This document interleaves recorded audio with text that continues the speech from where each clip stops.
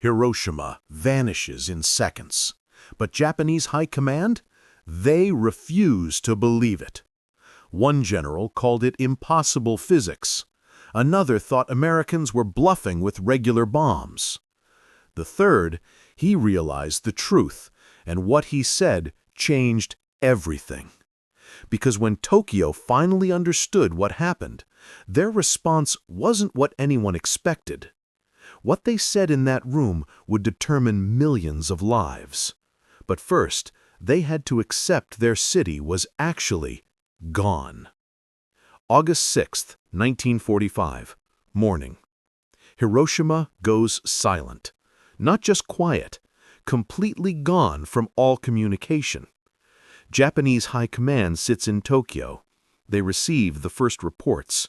Something happened to Hiroshima, but nobody knows what. The phones are dead. The radio stations stopped broadcasting. Military bases in the city? No response. General Anami picks up another report. He reads it carefully. His face doesn't move, but his hands shake slightly. One word keeps appearing in these reports. Flash. A blinding white flash that lit up the sky. Then, nothing. Some reports say the entire city is burning. Others say there is no city left at all. These reports contradict each other. High command doesn't know which ones to believe. But one general already suspects the truth.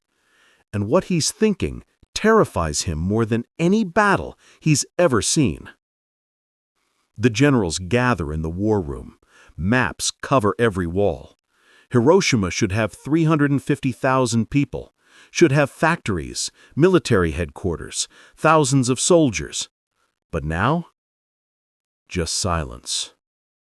General Kawabe speaks first. He's in charge of intelligence. He says the Americans dropped a new type of bomb, but he doesn't say what kind. The other generals want details. How big was it? How many planes dropped it? What kind of damage?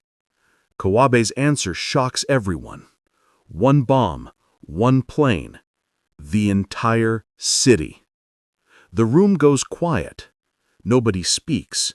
Because this makes no sense. You can't destroy a whole city with one bomb. That's impossible. General Anami slams his fist on the table. He calls it American propaganda, a trick to scare them into surrender.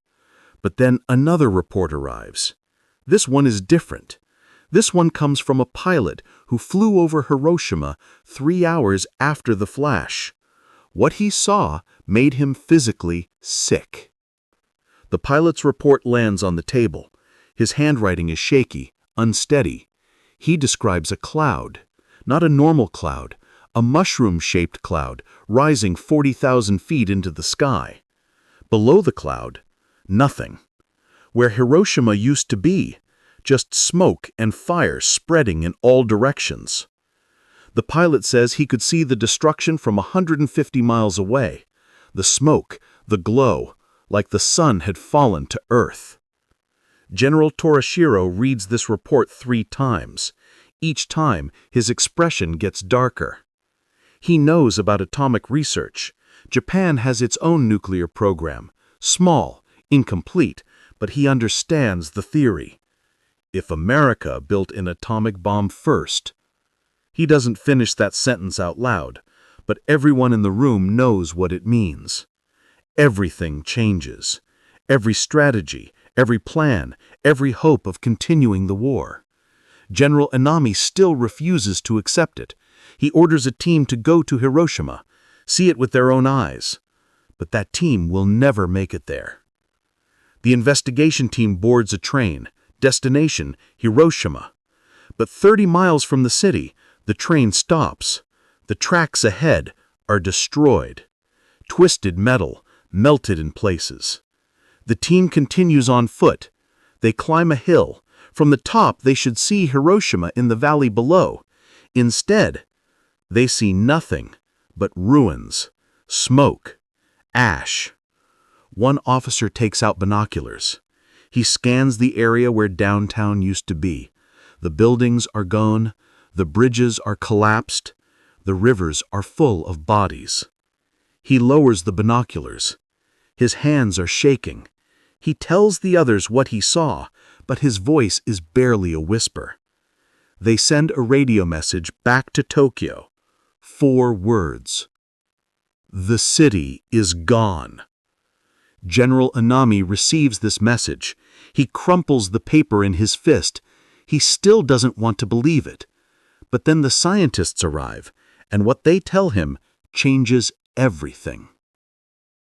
Tokyo's top nuclear physicist enters the room. His name is Yoshio Nishina.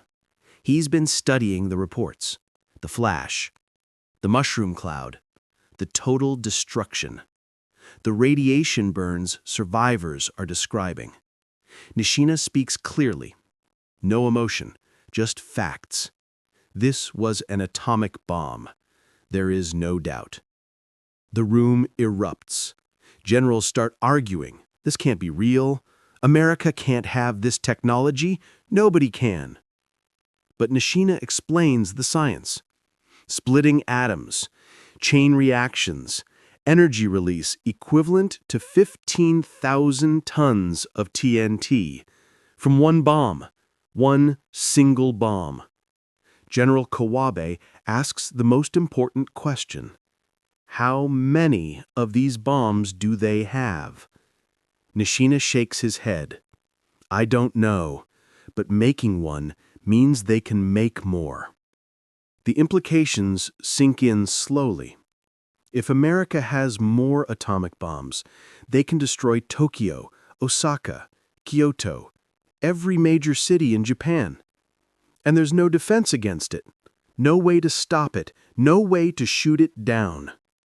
General Anami finally speaks, and his words surprise everyone. We continue fighting. Those are Anami's words, direct, final. The other generals stare at him. One atomic bomb just erased a city, and he wants to keep fighting?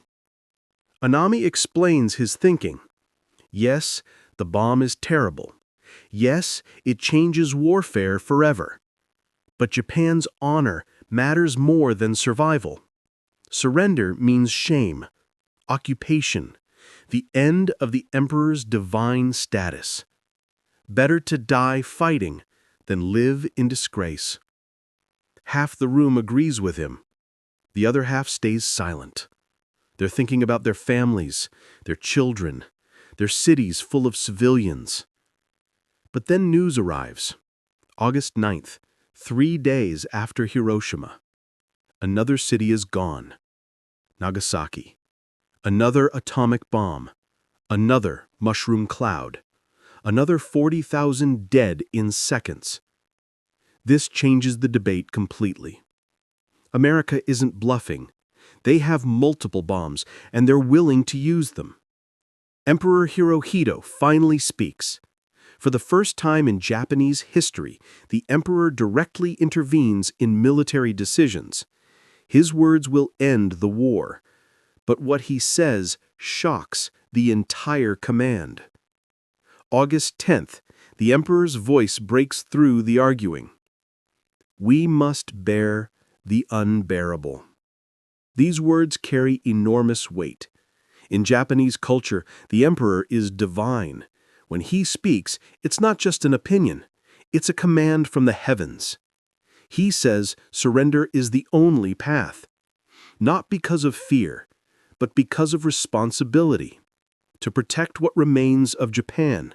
To save the people who are still alive. General Anami bows his head. He's outvoted, overruled by the emperor himself. But he makes one final statement. He says the military didn't lose. Japan didn't lose. They were defeated by a weapon that threatens human existence itself. The next day, August 11th, Japan sends word to America. They will surrender, but only if the emperor can remain. America agrees. The war is over. But for General Anami, this isn't the end of his story. What he does next becomes one of history's darkest moments. August 14th, 1945. Night. General Anami sits alone in his office. He writes a letter. His handwriting is steady now, calm. The letter apologizes to the emperor for failing to win, for failing to protect Japan, for surviving while so many died. Then Anami performs seppuku, ritual suicide, the samurai way. He can't live with surrender, can't live with the shame he feels. His death becomes a symbol of the old Japan dying, of an era ending forever. 6 days later, on August 20th, Japanese High Command officially records their final statement about Hiroshima. They call it a weapon beyond human morality. They were right. The atomic bomb changed everything. Warfare, politics, the entire future of humanity. And it all started with that flash over Hiroshima. When Japanese High Command finally understood what happened, they didn't just lose a battle. They realized they were witnessing the beginning of a new age, an age where one bomb could end the world. The Japanese High Command reaction to Hiroshima changed history forever. Japanese leadership's response moved from denial to devastating acceptance. Japan's immediate reaction to the atomic bomb forced impossible decisions. The Japanese government's response and military statements revealed men caught between honor and survival. What Japanese leaders said after Hiroshima led to surrender. The Japanese emperor's reaction ended the war. Their War Council discussion about the Hiroshima bombing showed humanity facing its darkest creation. One bomb, one choice. Everything changed.